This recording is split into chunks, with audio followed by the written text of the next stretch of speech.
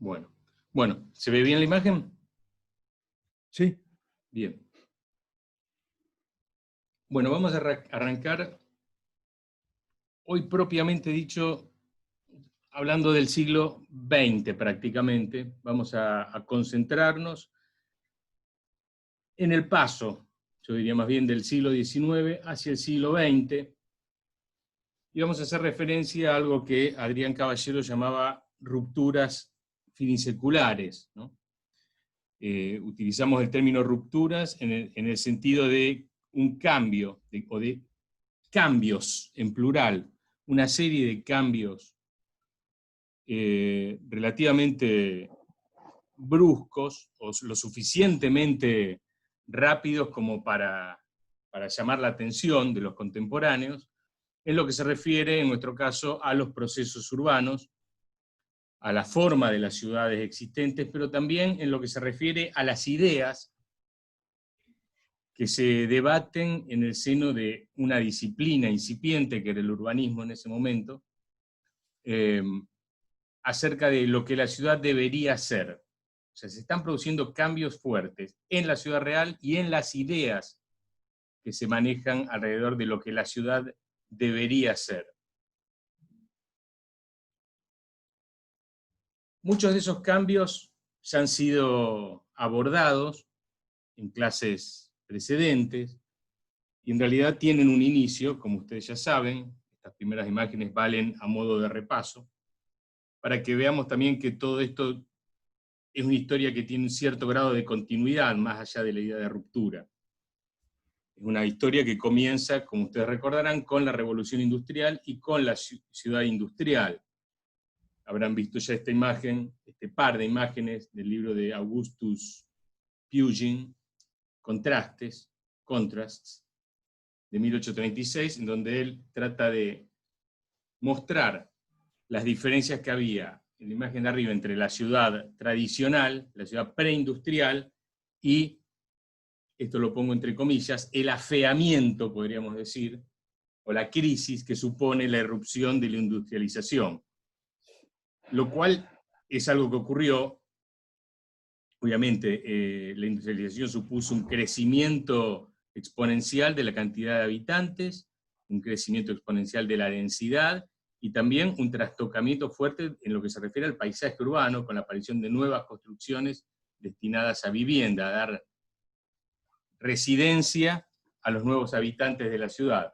Pero lo que hay que decir es que Pugin pertenecía a una corriente de pensamiento que defendía la posibilidad de un retorno a la idea, a los valores del artesanado preindustrial, y obviamente en su libro Contrasts elige astutamente y estratégicamente qué imágenes mostrar de la ciudad industrial.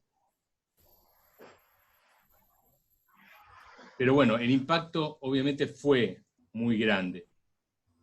Algo que también habrán visto en estas imágenes, que son los grabados de Gustave Doré, del libro de 1872, o sea, ya hacía como 70 años que existía la ciudad industrial, o que había surgido la revolución industrial, donde él va graficando en distintos grabados cuál es la imagen de esa Londres industrial, Londres que era el paradigma de la ciudad industrial, una ciudad que a su interior se ve invadida por nuevas infraestructuras, como podemos ver a lo lejos el ferrocarril, el hacinamiento, la contaminación ambiental, etc. Y también otro grabado que resume muy bien lo que ocurría, pero hacia afuera de la ciudad, es este grabado de 1829, del caricaturista inglés George Cruikshank, que se llama Londres saliendo afuera de la ciudad, Londres saliendo de paseo afuera de la ciudad, o la marcha de mortero y ladrillos.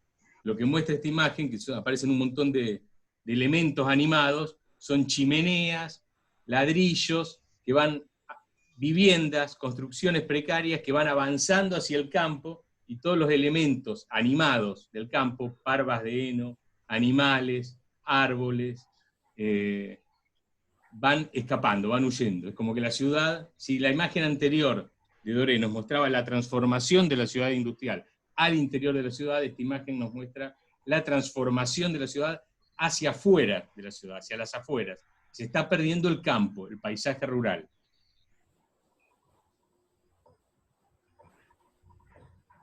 Pero por supuesto, y esto lo pongo a propósito para matizar, porque la imagen que tenemos de la ciudad industrial está fuertemente condicionada por lo que fue la explosión de un nuevo género literario que hace foco en el cambio y en los dramas desencadenados por la revolución industrial, como puede ser la literatura de Víctor Hugo, o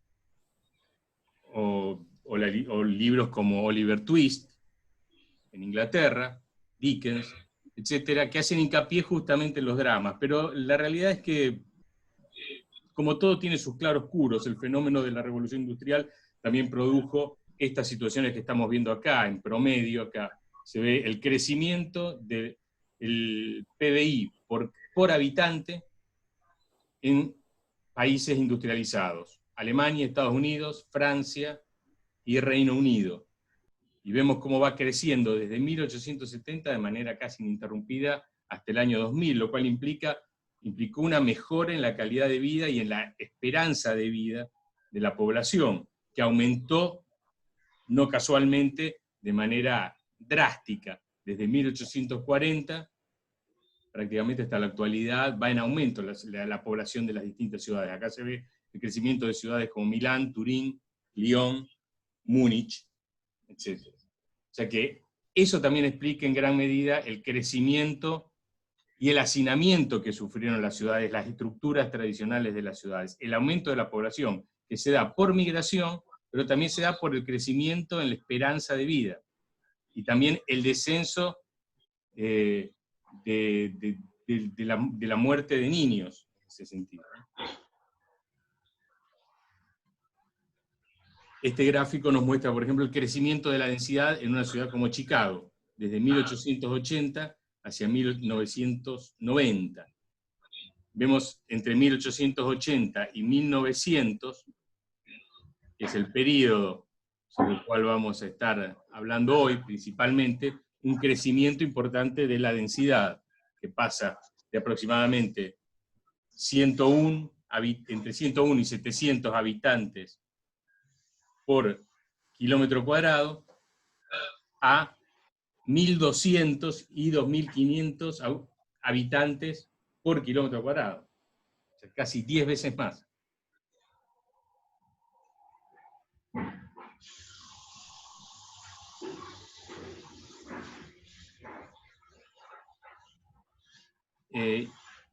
Perdón que acá habilito gente que quiere entrar. Y estos cambios también se dan hacia el interior de la ciudad, veíamos. Empezamos a ver una ciudad masificada. Un paisaje urbano, en esta segunda mitad del siglo XIX, que se transforma en un escenario de una sociedad de masas, por primera vez. De masas que tienen acceso al consumo masivo, como muestran muchos de los cuadros de los impresionistas de aquel momento. En este caso, un cuadro de Boulevard Montmartre, de Camille Pissarro.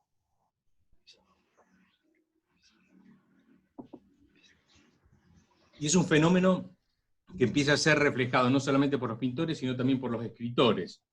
La imagen de la derecha muestra un retrato de Edgar Allan Poe, uno de los escritores paradigmáticos de esa época, que escribe un relato en aquel entonces que se llama El hombre de la multitud, donde describe un nuevo arquetipo de ciudadano, un tipo de ser humano que solamente se siente cómodo cuando se mueve en el medio de la multitud de manera anónima, y que cuando queda solo en una calle huye despavorido buscando una calle donde haya mucha gente, porque es el único lugar donde se puede sentir relativamente seguro.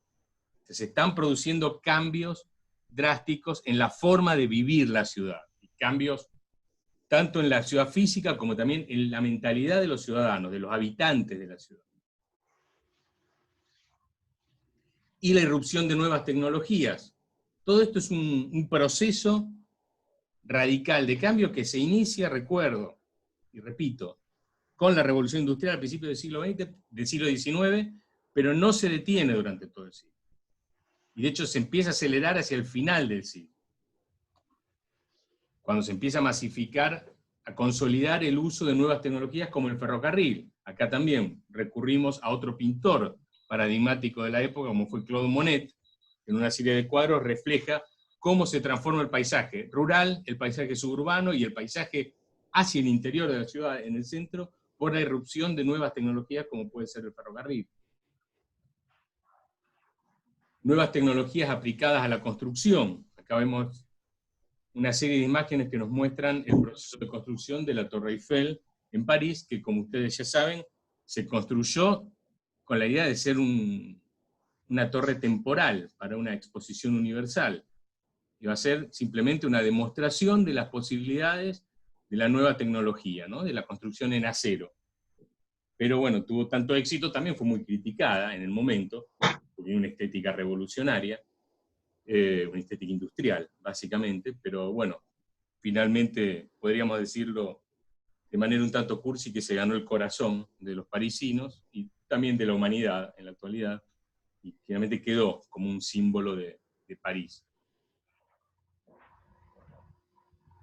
Pero la aplicación de esas nuevas tecnologías no solamente quedó limitada a la construcción de monumentos representativos, sino también a cambiar el paisaje urbano drásticamente con la aparición, por ejemplo, de construcciones como esta, la Galería Vittorio Emanuele, en Milán,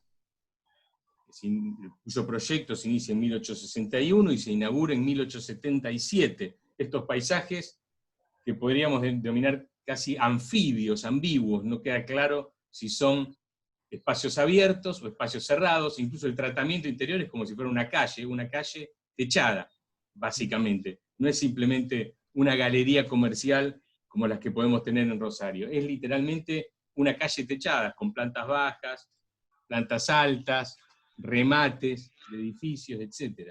Estos paisajes que se van transformando y van cambiando la fisonomía de las ciudades. Y por supuesto, donde más explosión o más impacto tiene la aparición de estas nuevas tecnologías es del otro lado del Atlántico, en América. En este caso, en Chicago, donde a partir de la utilización del acero para la construcción y de la invención del freno hidráulico, que permitió hacer mucho más seguros el uso de ascensores para personas, no ya solamente como montacargas, a partir de estos dos inventos se desarrolla una nueva tipología arquitectónica, que ustedes ya conocen, que es el rascacielos. Acá vemos una imagen de los almacenes Carson Peary Scott, de Louis Sullivan, uno de los grandes héroes de la arquitectura moderna, en el fondo, un edificio de 1904, que es uno de los primeros rascacielos. ¿Qué posibilitó esto? Crecer en altura, hacer edificios habitables en altura, e independizar los muros de su función de carga.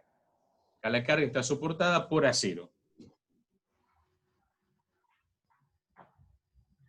Y esto trastoca fuertemente el paisaje de ciudades como Chicago, donde empiezan a florecer los edificios en altura, en este caso los rascacielos, que ofrecen la posibilidad de sacar un alto rendimiento económico al suelo. Recuerden lo que hablábamos antes de que termine la última clase, creo que fue del primer cuatrimestre, cuando hablábamos de la ciudad especulativa, ¿no? Esta posibilidad de sacarle un rendimiento económico al suelo, un aprovechamiento intensivo del suelo.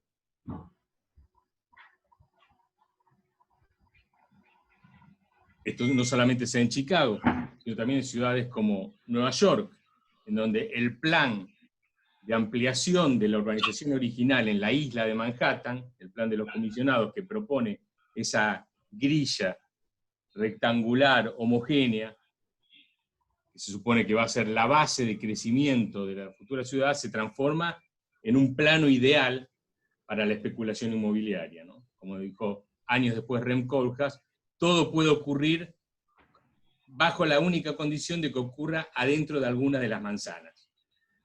Dentro de esas manzanas puede ocurrir cualquier cosa, como vemos en la imagen de la derecha.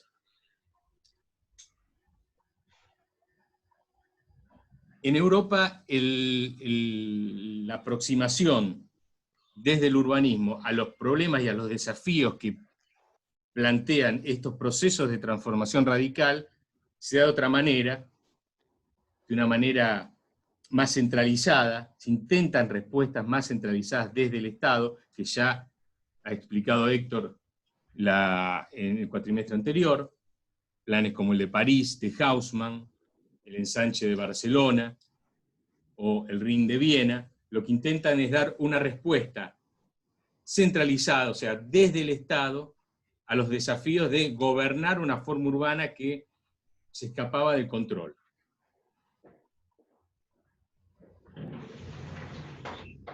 Por supuesto que en realidad la forma urbana es algo bastante difícil de controlar, como vamos a ver en estas imágenes, en estas filmaciones, tenemos ahora animaciones, mejor dicho, que voy a mostrar ahora, que van a mostrar la evolución del suelo urbanizado desde la Revolución Industrial en Londres y a partir de mediados del siglo XIX en la ciudad de Chicago, para darnos cuenta de el impacto que tuvieron estas transformaciones. Arrancamos acá con Londres, 1800, principios de 1800.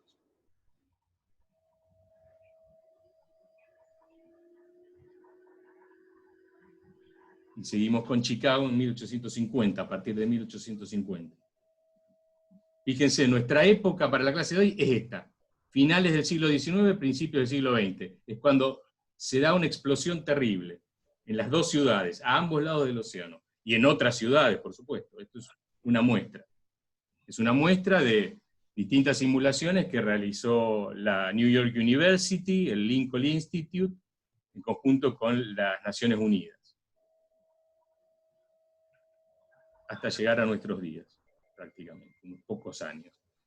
Esto ya está anticipando una cuestión que planteó Rem Koolhaas hace algunos años atrás, es decir, Rem Koolhaas, de una manera un tanto irónica, un tanto cínica también, pero con mucha lucidez, planteó la historia del siglo XX y del siglo XIX como una lucha entre el urbanismo y la ciudad. Dice, el urbanismo intenta controlar la ciudad, pero a fines del siglo XX nos dimos cuenta, según Koolhaas, dice, el urbanismo perdió, ganó la ciudad hizo lo que quiso. Por supuesto que esto es una exageración y una caricatura, pero esta imagen podría servir para abonar esa idea. De alguna manera hay intentos, como los que veíamos aquí, de gobernar una forma urbana, pero que sigue su propia dinámica. Un teórico italiano, Luigi Massa, dice que a principios del siglo XX, finales del siglo XIX, es cuando se empiezan a consolidar dos grandes tendencias en el debate urbanístico que intentan dar respuesta a esta necesidad de controlar un proceso, como es el proceso de urbanización, que se hace casi incontrolable.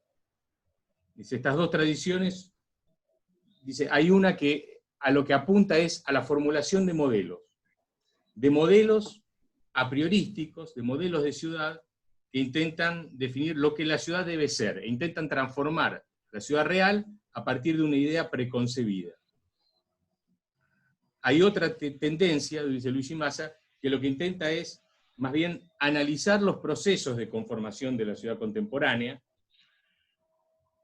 y es más pragmática, lo que intenta es negociar con esa realidad de alguna manera, no imponer modelos a priorísticos. Sobre esta última tendencia vamos a hablar más adelante, cuando hablemos de lo que algunos autores llaman como la vertiente anglosajona, que hoy vamos a hablar algo de esa vertiente también. Y hoy nos vamos a concentrar en una serie de propuestas de finales del siglo XIX y principios del siglo XX que se encaraman más bien en esta primera tendencia, la de la producción de modelos a priorísticos que intentan definir lo que la ciudad debería ser, e intentan transformar la realidad urbana, sea como sea esta realidad, con el objetivo de alcanzar ese modelo ideal. Lo que proponen en el fondo es, dice Luigi Massa, un orden definitivo para la ciudad, no un orden provisorio. Acá no importan tanto los procesos, lo que importa es la idea, el concepto. Uno de los protagonistas de esta historia, y que pertenece a la tradición anglosajona, es este personaje, Ebenezer Howard. Ebenezer Howard nació en 1850, en inglés, y a los 20 años emigró a Estados Unidos. Se fue a Nebraska, intentó ser granjero en Nebraska a los 20 años, y ahí conoció algo que fue fundamental para la colonización de Estados Unidos, que son una serie de leyes que se engloban bajo lo que se conoce como la Homestead Act. Homestead Act es una serie de leyes de Estados Unidos, un conjunto legal de documentos, que lo que hizo fue abrir el territorio norteamericano, las praderas, a los colonos. Permitió la colonización del suelo norteamericano por pequeños propietarios, que se iban haciendo tenedores, poseedores de tierra, y explotando el suelo no en grandes latifundios, sino en pequeños latifundios. Por supuesto que esto también llevaba implícito un determinado modelo educativo basado en aprender cuestiones técnicas, ¿no? Lo que para nosotros sería la enseñanza técnica, la escuela técnica, y que fue fundamental para la colonización de los Estados Unidos. Ahí Howard conoce esto de primera mano. Por supuesto, fue un fracaso como granjero, y duró un año en Nebraska, y emigró a otra ciudad, Chicago. Chicago, que fue destruida en 1874 por un incendio. La imagen de arriba nos muestra cómo era Chicago antes del incendio, 1871. Y acá hay una cuestión que es interesante. Antes del incendio, a Chicago se la conocía en Estados Unidos como la ciudad jardín. Ese era el nombre popular que tenía, porque aparentemente era una ciudad muy arbolada, donde el verde tenía mucho protagonismo, etc. El incendio del área central de la ciudad de Chicago, lo que permitió es la posibilidad de refundar la ciudad y aprovechar esa nueva tipología de la que hablábamos antes, ¿no? Del rascacielos, para convertir a Chicago en la ciudad de los rascacielos, ¿no? Casi la Florencia de principios del siglo XX. O sea que ahí en Estados Unidos, Howard conoce dos cuestiones que van a ser fundamentales: la Homestead Act y esta idea de la ciudad jardín de Chicago, donde además conoció seguramente lo que eran los primeros barrios jardín o suburbios que se empezaban a desarrollar en la ciudad de Chicago. Estos entornos urbanos en donde se funde lo rural con lo urbano, con la ciudad. Vuelve a Inglaterra, se dedica a estudiar y a vivir de lo que fue su profesión y su sustento durante toda su vida. Él era taquígrafo. Pero mientras vivía de la taquigrafía, se dedicaba a leer y a estudiar.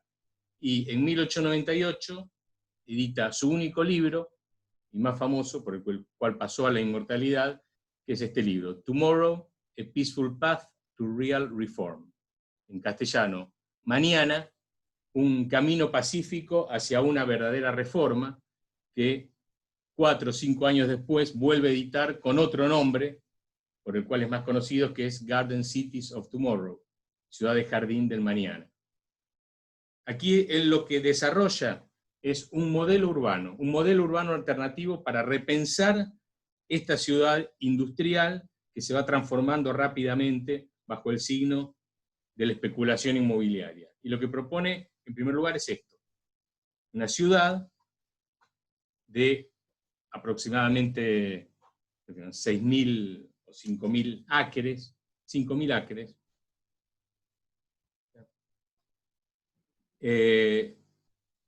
de tierra rural. Perdón, son 6.000 acres. El círculo central es el núcleo urbano, que tiene 1.000 acres, que son aproximadamente 400, 450 hectáreas. Toda la parte de alrededor, marrón, es la tierra rural. Son 5.000 acres, 2.500, 2.400 hectáreas, más o menos destinadas. En la parte rural, en el suelo rural, van a vivir aproximadamente, según él, 1.000 personas. Y la población del núcleo urbano, el núcleo circular que vemos acá, es de 32.000 personas. O sea, una ciudad rodeada por un anillo rural, de explotación rural. Si nos acercamos, si hacemos zoom sobre el núcleo urbano y sobre una de sus partes, vamos a ver que es un círculo, está dividido por distintas avenidas, bulevares, radiales, y que van organizando la ciudad como en tajadas, como si fuera una torta, ¿no? En el centro de la ciudad hay un jardín de 5.000 acres, no, de 5 hectáreas, perdón, más o menos, que está rodeado por los principales edificios de la ciudad, los grandes equipamientos, el ayuntamiento, el hospital, el museo, etc. Después hay un anillo verde, que es un gran parque, que está rodeado por un palacio de cristal, que cumple las funciones de centro comercial y de sala de exposiciones y de paseo. Y después viene lo que vemos aquí, pintado de color rosado, de color salmón, todo el área residencial. Está dividida por una avenida concéntrica, que es una gran avenida de más de 100 metros de ancho, de 150 metros más o menos, que en su cantero central alberga algunos equipamientos importantes, como ser las escuelas y las iglesias. Y finalmente, en el anillo exterior, se ubican las industrias, a donde llega un ferrocarril. Acá vemos la línea del ferrocarril. Estos son esquemas que nos muestran un poco esta cuestión, la organización del núcleo urbano. La estructura vial, los 6 bulevares de 36 metros de ancho,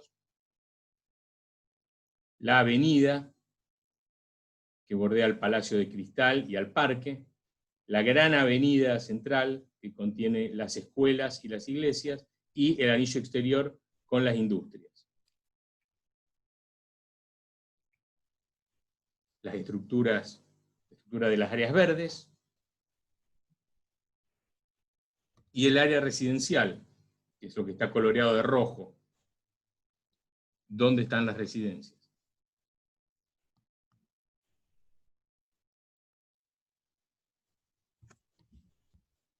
Pero en realidad el gráfico que resume la idea de Howard es este. Él lo que está pensando es en un organismo que está conformado por múltiples núcleos urbanos, múltiples ciudades jardín, cada una con su anillo agrario. O sea, cada ciudad tiene un límite de crecimiento, que son esas 32.000 personas. Cuando se pase ese límite hay que fundar una nueva ciudad, y todas las ciudades están conectadas por un sistema de ferrocarriles, que a su vez las conectan a una ciudad central, donde se ubican los principales servicios de 38.000 habitantes.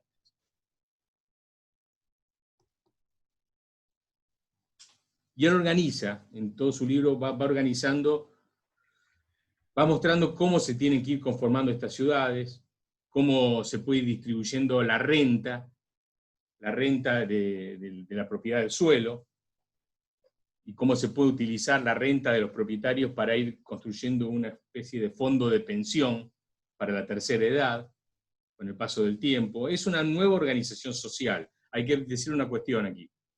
Howard era anarquista y creía en la organización cooperativa. En lo que estaba proponiendo aquí, en el fondo, era una reorganización de la sociedad utilizando un modelo urbano como herramienta para la reforma social. De ahí el nombre del libro, Un camino pacífico hacia una verdadera reforma. El objetivo de Howard, en ese sentido, no es simplemente promover un nuevo modelo urbano, es promover un nuevo modelo urbano como herramienta para alcanzar una reforma de la sociedad.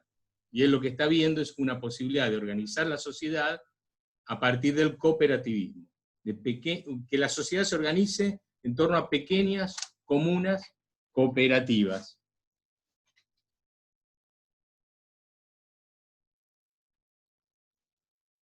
Este fue un gráfico, que es uno de los que se hizo más famosos del libro de él, que se llamó el esquema de los 3 imanes.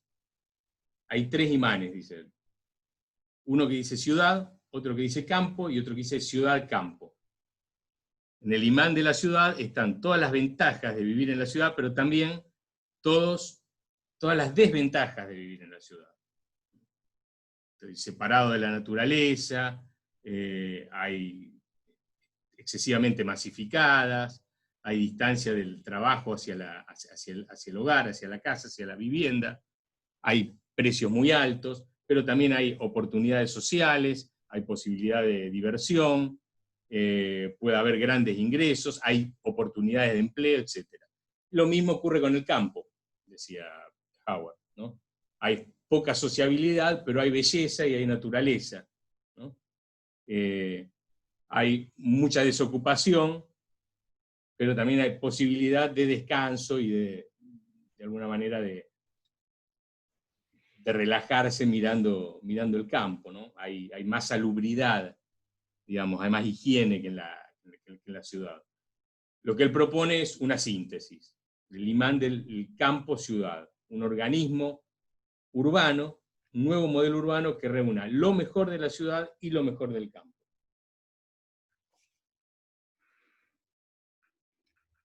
Y en 1905 él funda una pequeña sociedad cooperativa que se encarga de proyectar y construir la primera ciudad jardín inglesa, que fue Letchworth Garden City, en 1905. Este es el plano del esquema original de la ciudad de Letchworth, que ustedes pueden visitar porque todavía existe. Y 15 años después, esta compañía funda Welwyn Garden City, que es la segunda ciudad jardín, si no me equivoco. Puede ser que haya habido alguna en el medio, pero bueno, es la segunda que funda Howard, en la cual Howard participó de su fundación, en 1920. Este es un cartel de publicidad de la época de 1920 que promueve a Welwyn Garden City, o sea, lo que llama a la gente a comprar terrenos en lo que va a ser la nueva ciudad jardín. Dice, ayer viviendo y trabajando en el humo, hoy viviendo en los suburbios y trabajando en el humo, mañana viviendo y trabajando en el sol en Welwyn Garden City.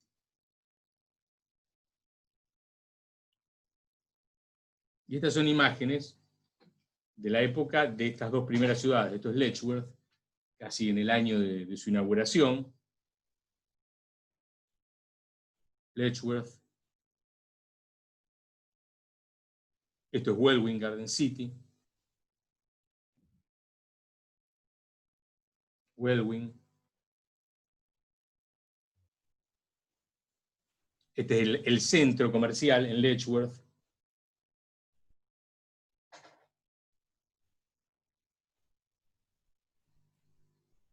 Esto también, el área comercial de Letchworth Garden City.